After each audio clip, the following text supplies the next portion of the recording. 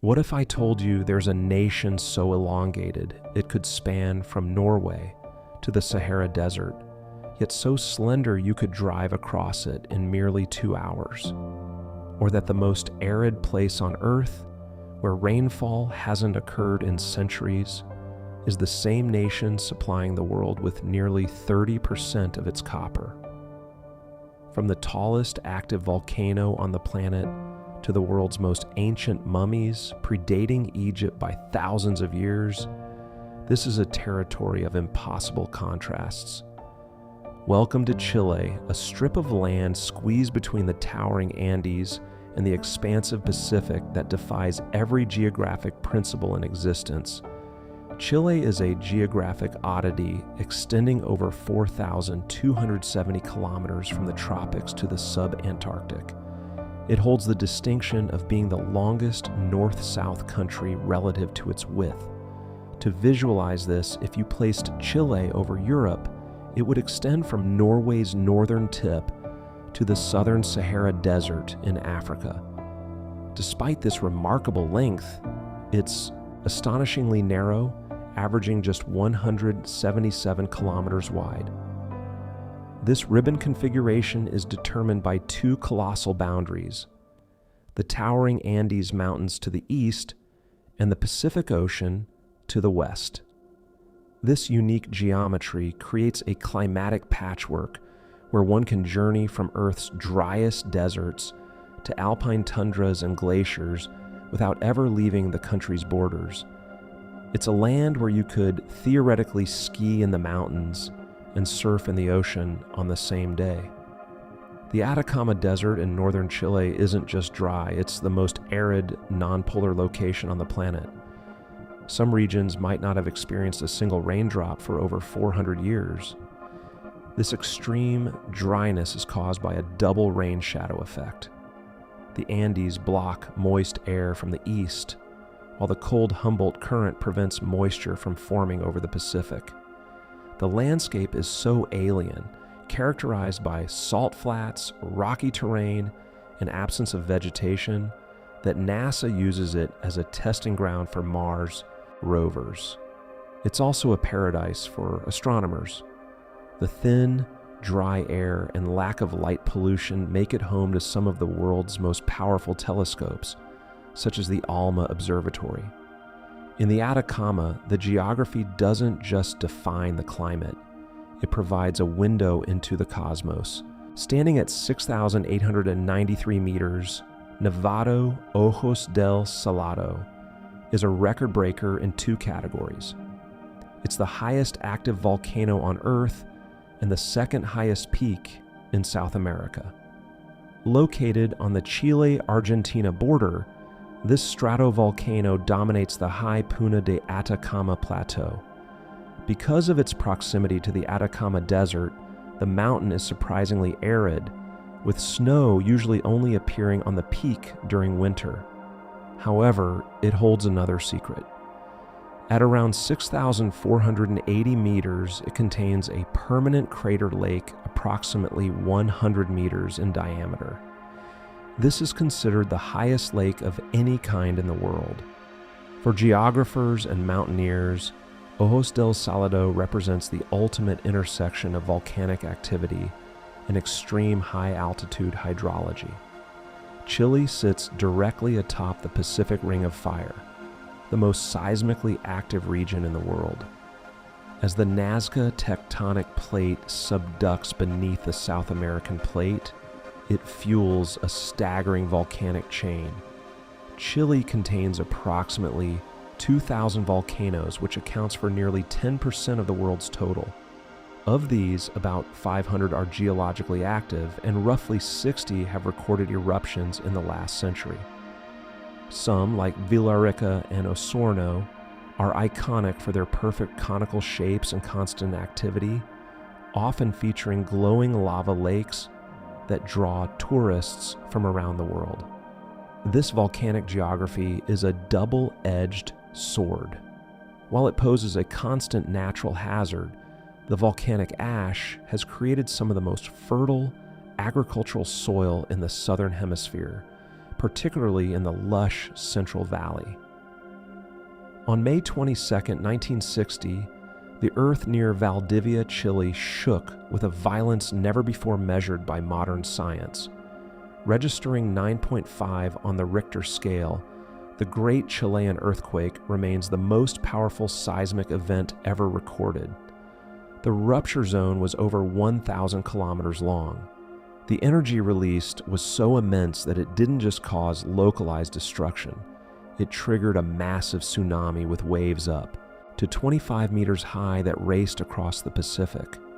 These waves claimed lives as far away as Hawaii, Japan, and the Philippines.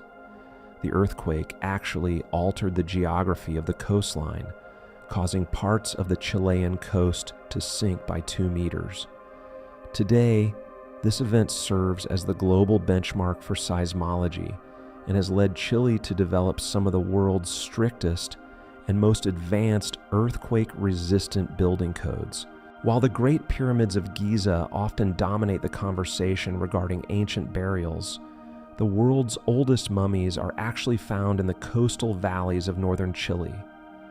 The Chinchorro people, a seafaring culture, began mummifying their dead around 5,500 BCE, roughly 2,000 years before the Egyptians. Unlike the Egyptians, who reserved mummification for royalty, the Chinchorro applied the practice to all members of society, including infants and the elderly. The hyper-arid climate of the Atacama Desert helped preserve these remains for millennia.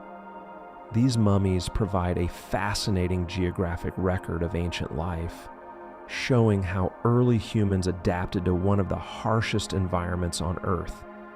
In 2021, UNESCO recognized the Chinchorro settlement and artificial mummification sites as a World Heritage Site, cementing their place in global history.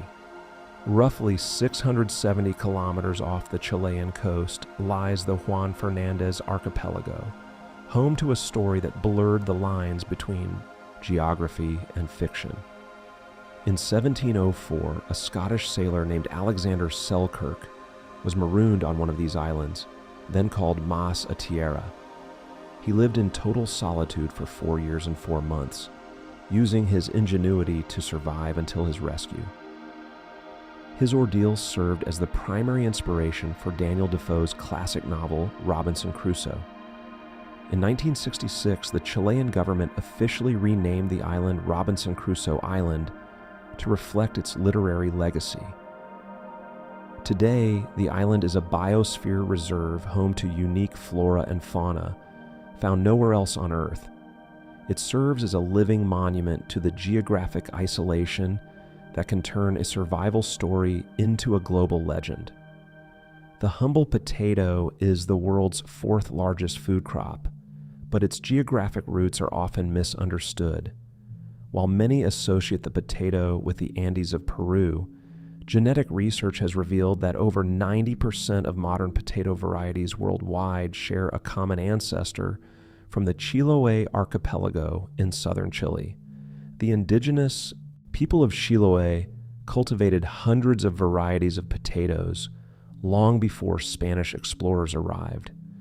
The island's temperate, rainy climate and volcanic soil were perfect for developing the hardy tubers we eat today. When the Great Famine struck Europe in the 19th century, it was the genetic diversity of these Chilean strains that eventually helped create more resistant crops. Today, Chile remains a geographic seed bank, preserving ancient varieties that are essential for global food security. For centuries, the geography of Chile was defined by a river, the Biobío. South of this line lived the Mapuche people, one of the few indigenous groups in the Americas to successfully resist the Inca Empire and the Spanish crown. For over 300 years during the Arauco War, the Mapuche used the dense forests, swamps, and rugged terrain of south-central Chile to their advantage, conducting guerrilla warfare that baffled European armies. This created a unique historic border known as La Frontera. Unlike the rest of Spanish America, which was rapidly colonized, the Mapuche lands remained an independent territory recognized by treaty until the late 19th century. This geographic resistance shaped the cultural identity of Chile, resulting in a nation that is deeply influenced by its frontier history and Mapuche heritage. When Charles Darwin arrived in Chile aboard the HMS Beagle in 1835, he was more of a geologist than a biologist. His time in Chile was pivotal for his theories on evolution and the age of the Earth. While exploring the Andes, Darwin found fossilized seashells at an elevation of over 3,000 meters. Shortly after, he witnessed a massive earthquake in Valdivia that raised the shoreline by several feet. Connecting these two observations, Darwin realized that Earth's crust was not static. Rather, the mountains were being pushed up slowly over millions of years by repeated seismic events. This geographic epiphany gave him the deep time framework necessary to later develop his theory of natural selection. Chile, with its violent geology and fossil-rich mountains, acted as the laboratory where Darwin first realized the Earth was ancient and ever-changing. For decades, the Argentine city of Ushuaia claimed the title of the end of the world. However, in 2019, the Chilean government officially reclassified the settlement of Puerto Williams from a town to a city. Located on Navarino Island across the Beagle Channel, Puerto Williams is situated at 54 degrees south latitude, making it definitively the southernmost city on the planet. Its geography is rugged and windswept, serving as a hub for Antarctic scientific expeditions and Cape Horn tourism. Life here is defined by isolation and the sea. The city is primarily accessible by boat or small aircraft. By claiming this geographic title, Chile has shifted the focus of the southernmost tourism industry, cementing its status as the gateway to the Antarctic wilderness. In the coastal resort of Algarrobo, human engineering has created a geographic marvel, the San Alfonso del Mar swimming pool. Holding the Guinness World Record for many years, this man-made lagoon is over 1 kilometer long and covers an area of about 20 acres. It contains 250 million liters of seawater, which is pumped directly from the Pacific Ocean, filtered and treated.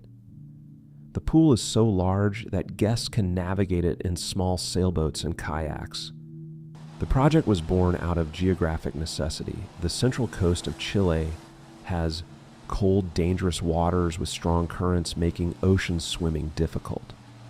This artificial ocean allows visitors to enjoy the coastal views while swimming in clear 26-degree turquoise water, creating a tropical oasis in a temperate climate.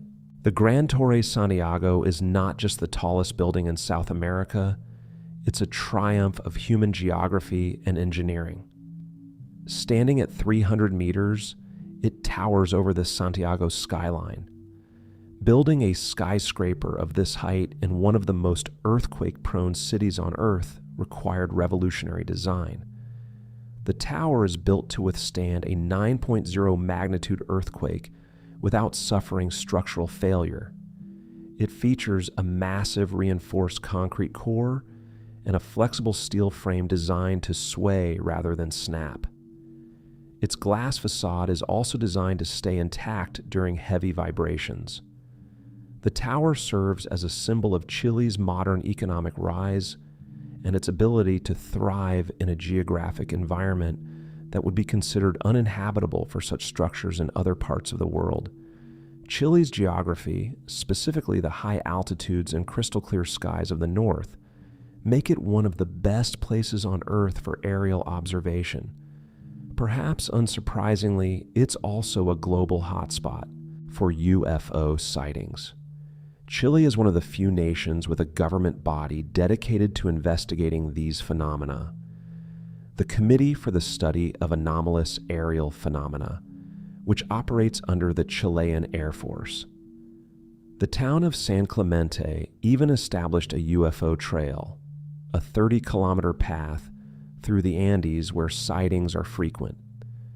The combination of military radar, world-class astronomical observatories, and a culture that is open to the unexplained has made Chile a pilgrimage site for UFO researchers. In Chile, the study of the skies is a matter of national interest, blending science with modern folklore. Copper is the lifeblood of the Chilean economy, and the Escondida mine in the Atacama Desert is the heart of that industry. It's the world's most productive copper mine, accounting for a massive portion of the global supply. The scale of this mine is difficult to comprehend. It consists of two massive open pits that are so large they are clearly visible from space. Chile produces 1/4 of the world's copper, a resource essential for the global transition to green energy and electric vehicles. The human geography of northern Chile is built entirely around these mining cities, where thousands of workers live in high-altitude camps. This extraction industry defines Chile's role in the global market, turning its harsh, mineral-rich desert into a vital organ for the world's technological infrastructure. Chile is definitely one of the most interesting countries in the entire world. While it's dominated by the Andes Mountains, it also has a more diverse set of climate and geographic biomes than most other countries. It really is a world unto itself. From the driest deserts to active volcanoes, from ancient mummies to modern engineering marvels, Chile represents the extremes of what geography can create. It's a nation shaped by forces both natural and human, a testament to adaptation, resilience, and the constant interplay between Earth's violent geology and human ambition. I hope you enjoyed learning all about Chile. If you did, be sure to check out more videos exploring the world's most fascinating geographic stories.